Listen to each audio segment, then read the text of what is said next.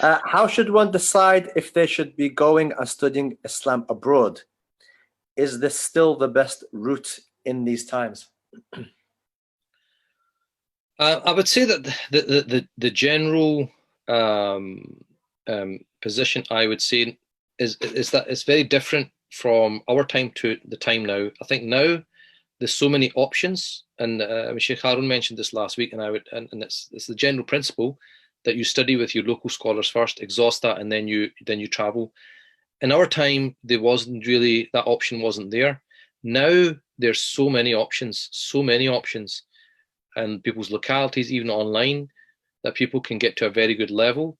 So I would say that first of all, begin with that, get to as far as you can with what you're doing, and then thereafter, you accelerate your learning because if you've already got a couple of years ahead, like if I'd had available what I've got available now and finished all that stuff and then went to study, I maybe wouldn't have had to have spent so many years. I could have spent less years abroad.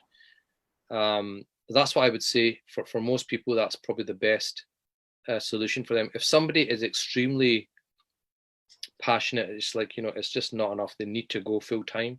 I wouldn't stop that person either, because I was that person at one point, and I pursued what I wanted to do.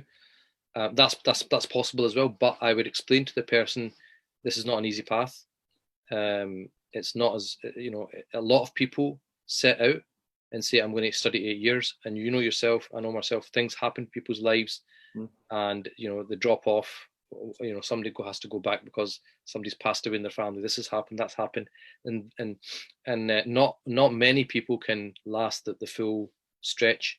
So a more practical way of doing it is doing it over a long period of time. And there's not so many options. You can start to a very good level, and then take a break from your career for a couple of years, go and study abroad by all means. I think then you can always come back to your career as well. Then you've got options, or you can just leave your career and go and become a scholar at that point. I've seen people do that as well.